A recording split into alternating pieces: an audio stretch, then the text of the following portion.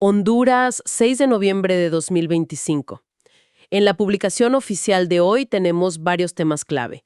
Primero, acuerdos ejecutivos que autorizan préstamos millonarios. Hablamos de proyectos en educación, medio ambiente y agua potable. Luego, una reorganización interna de la Policía Nacional con ascensos masivos. También una corrección presupuestaria bastante significativa que cambia el destino de casi 1.000 millones de lempiras. Y, finalmente, un vistazo a los conflictos laborales del sector público y la notable actividad comercial. Es que es una radiografía increíble del país, ¿no? Tienes en un mismo documento las grandes estrategias, las inversiones a largo plazo. Las que no se verán por años. Exacto. Y justo al lado las batallas del día a día, el termómetro de la economía real, de lo que la gente quiere, de lo que las empresas creen que la gente va a querer comprar. El contraste es brutal. Totalmente. Empecemos por esas grandes apuestas, porque las cifras de verdad marean. Hay 3 acuerdos de la Secretaría de Finanzas que autorizan endeudamientos muy fuertes. El primero va directo al corazón de un problema histórico, la educación rural. El Acuerdo Ejecutivo 379-2025. Son $70 millones con el Banco Interamericano de Desarrollo. De los cuales 55 son un préstamo, hay que aclarar. Cierto, y el nombre del proyecto lo dice todo. Hacia una educación más inclusiva, transformando la escuela rural. Sí, pero aquí es donde la cosa se pone para mí muy interesante. La justificación que da el gobierno en el propio acuerdo es de una honestidad que no se ve todos los días. ¿A qué te refieres? A que expone las causas de por qué los jóvenes abandonan la escuela sin ningún filtro. Habla de falta de recursos, desmotivación, embarazo adolescente, trabajo infantil y la lejanía de los centros, que es un factor clave. Exacto. Es casi una confesión pública de los problemas estructurales. Y eso es lo más potente del acuerdo. A ver, estos documentos suelen estar llenos de lenguaje técnico, de jerga burocrática, pero aquí el diagnóstico es crudo, es directo. Clarísimo, te están diciendo. El problema no es solo que no haya pupitres, el problema es este. Reconocen que las barreras son socioeconómicas, son culturales, afectando a zonas rurales y, lo mencionan, a poblaciones indígenas y afrohondureñas. Claro. Y me pregunto, ¿por qué ser tan directos? ¿Será una nueva política de transparencia? ¿Un requisito del BID para soltar el dinero? Probablemente una mezcla de todo, ¿no? Pero lo fundamental es que al poner el diagnóstico sobre la mesa, se obligan a que la solución sea más profunda. Ya no basta con construir 4 paredes y un techo. Para nada. El proyecto tiene que atacar esas causas. Y ahí viene la pregunta del millón. ¿Cómo lo harán? La financiación es el primer paso, pero el reto real es la ejecución. ¿Y cómo se mide el éxito de algo así? Pues no puede ser solo con cifras de matrícula, ¿verdad? El éxito real sería ver una reducción en el trabajo infantil o en el embarazo adolescente en esas comunidades. Ahí está el verdadero impacto. Un desafío enorme. Y bueno, de ese desafío en el campo pasamos a otro. Los bosques. El segundo gran préstamo es el Acuerdo 380-2025.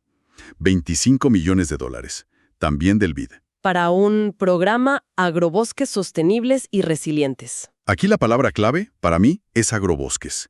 Esto se alinea perfecto con la tendencia mundial de no ver la conservación como una burbuja intocable, sino como algo integrado. Integrado a la economía de las comunidades. Exactamente.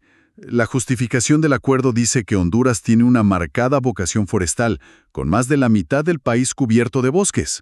Suena muy bien. Sí, suena bien, pero el término agrobosques no esconde un riesgo. O sea, al darle un valor económico directo al bosque, no se incentiva una explotación sostenible que al final, pues, podría no serlo tanto. Ese es el debate eterno y el gran desafío de estos programas. La idea es que es mejor darle a la comunidad un incentivo para cuidar el bosque, combinándolo con agricultura, que simplemente prohibirles tocarlo. ¿Qué es lo que históricamente genera tala ilegal y conflictos? Justo. Se trata de que el bosque valga más en pie que talado. Pero claro, la línea es muy fina. La ejecución y sobre todo la vigilancia son cruciales para que no se convierta en una excusa para una deforestación legalizada a pequeña escala. Tiene sentido.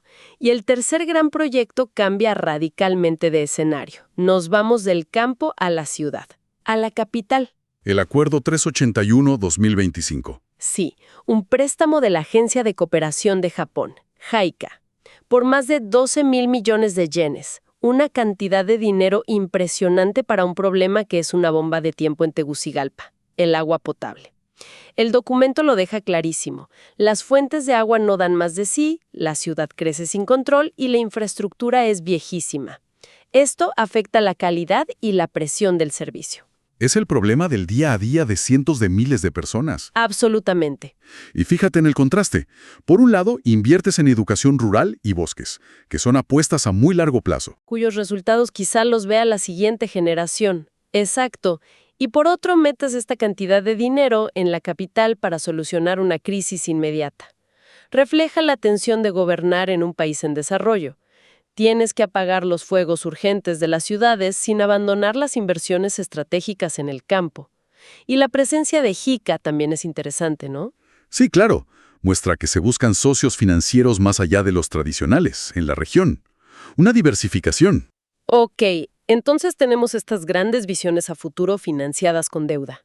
Pero si bajamos un poco la lupa, el documento también muestra movimientos internos en el gobierno muy potentes y que están pasando ahora mismo. Empecemos por la Secretaría de Seguridad. El Acuerdo Ejecutivo 004-2025 es un reajuste masivo en la Policía Nacional. Masivo es la palabra. No es un par de nombramientos, es una lista larguísima con nombres, apellidos y número de identidad de todos. Ascienden 79 inspectores a subcomisarios, 61 subinspectores a inspectores. Y así en varios rangos. Y esto entra en vigor el 1 de enero de 2026. Es una sacudida a toda la estructura de mando. Una movida de esta escala nunca es casualidad, ¿eh? Puede ser parte de una estrategia para fortalecer la carrera policial, dar un horizonte a los oficiales y mejorar la moral. O podría ser algo más. O puede ser una reestructuración profunda para alinear la cadena de mando con una nueva estrategia de seguridad que se planea implementar. Refuerzas los mandos intermedios porque son, digamos, la pieza clave para que cualquier plan funcione en la calle. Entiendo la lógica de la reestructuración, pero, a ver, seamos un poco cínicos. Un movimiento tan grande, justo antes de empezar el año, ¿no podría ser también una forma de premiar lealtades? ¿De consolidar poder? Esa es siempre la otra cara de la moneda en cualquier institución jerárquica, y es una lectura válida. Mover a tu gente a posiciones clave. Claro, sin el contexto interno es imposible saberlo con certeza, pero lo que sí es un hecho es que, sea por estrategia o por política, esto redibuja el mapa de poder dentro de la policía para los próximos años. Cada uno de esos nombres que asciende asume más responsabilidad y más influencia. Y hablando de movimientos internos que redibujan cosas, hay otro que es mucho más sutil, casi escondido, pero que involucra una cantidad de dinero bestial. Es una fede errata. Ah, sí, eso me llamó muchísimo la atención. Parece un simple error administrativo, una corrección de texto. Pero el diablo está en los detalles, ¿no? Totalmente. Cuéntame, porque a primera vista parece papeleo aburrido. Corrigen un acuerdo sobre una transferencia de casi 1.000 millones de lempiras. Concretamente, 981.794.277 lempiras. exacto. Y aquí está la clara. Originalmente, ese dinero estaba clasificado como ayuda social a personas y subsidios a empresas públicas. La corrección lo cambia todo. Ah, que lo cambia. Lo cambia a una sola categoría. Transferencia de capital a empresas públicas no financieras. A ver, me estás diciendo que esto es más que papeleo. ¿Suena como si estuvieran moviendo las fichas en el tablero a plena vista? Exactamente. Es que la diferencia es abismal. Un subsidio es, básicamente, dinero para tapar un agujero. Para cubrir gastos operativos, pagar planillas, para evitar que una empresa pública quiebre, en resumen. En cambio, una transferencia de capital es dinero para invertir. Es para comprar maquinaria nueva, ampliar infraestructura, modernizarse. O sea, es para crecer, no solo para sobrevivir. Ahí está. Increíble. O sea que con cambiar un par de palabras en una fe de rata, transformaron por completo el propósito público de casi 1.000 millones de lempiras. De un plumazo. Convirtieron un rescate en un fondo de crecimiento. Y esto cambia la narrativa y, sobre todo, las expectativas de transparencia. Claro. Y nos deja con la pregunta más importante, que obviamente el documento no responde. ¿A qué empresas públicas se destinó esta inyección de capital y para qué proyecto específico? Es una declaración de intenciones que merece un seguimiento con lupa. Definitivamente. Es alucinante. Y de estas maniobras en las altas esferas, el documento nos lleva a la sección B, a los avisos legales. Y aquí el panorama se vuelve mucho más terrenal. Más personal, diría yo. Sí, Hay un patrón que salta a la vista de inmediato. las demandas laborales contra el Estado. Decenas de ellas. Exacto. Es un goteo constante. Avisos de empleados públicos despedidos que demandan. Y vemos de todo. La Secretaría de Salud, el Instituto de la Propiedad, la Administración Aduanera, todas. Y la petición es casi siempre la misma. Reintegro al puesto y pago de salarios caídos. Esto es un termómetro muy sensible de la conflictividad en la administración pública. Cada uno de esos avisos es una historia, un conflicto que le cuesta muchísimo dinero al Estado en abogados. Y posibles indemnizaciones. Claro, y que tiene a una persona y a su familia en una situación de incertidumbre total. Refleja la inestabilidad que pueden generar los cambios de gobierno o las reestructuraciones. Pero en esa misma sección, a pocas páginas de distancia de los conflictos, te encuentras con todo lo opuesto, una explosión de optimismo. La cantidad de solicitudes de registro de marcas es impresionante. Es el contraste del que hablábamos al principio. Por un lado, el conflicto del presente, por otro, la apuesta por el futuro. Totalmente. Y es un mosaico increíble. Tienes emprendimientos que suenan muy locales, como una línea de cosméticos llamada By Sara Sánchez. Luego, productos que apelan al bienestar, como una bebida que se llama Electrofit. Y de repente te encuentras con la globalización en estado puro. ¿Qué tipo de marcas internacionales aparecen? De todo, desde gigantes que todos conocemos como Colgate y Pepsi, hasta cosas más inesperadas. Fíjate, Lata Fayasad, que el registro especifica que son perfumes de los Emiratos Árabes Unidos. Ah, mira qué interesante. O servicios financieros que suenan muy digitales, como Juntos Plus. Incluso el World Poker Tour, WPT, registrando su marca para ropa y telecomunicaciones. Es que esta lista es un mapa del deseo del consumidor hondureño. O bueno, al menos de lo que las empresas creen que va a desear. La mezcla es fascinante. ¿Qué nos dice esa mezcla? Pues el emprendimiento local de By Sara Sánchez te dice que hay gente creando empresa desde cero.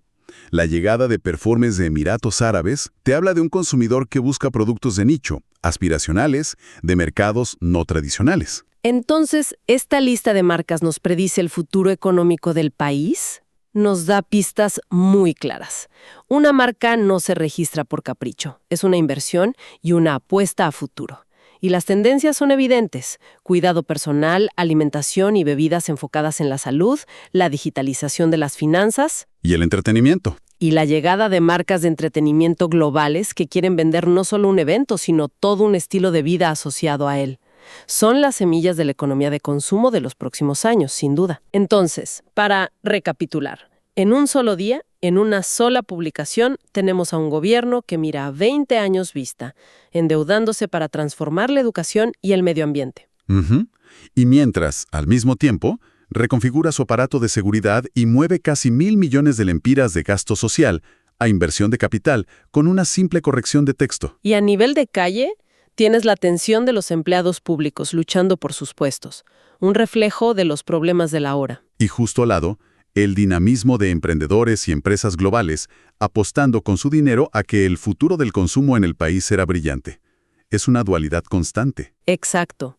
Y eso nos deja con una reflexión final, ¿no?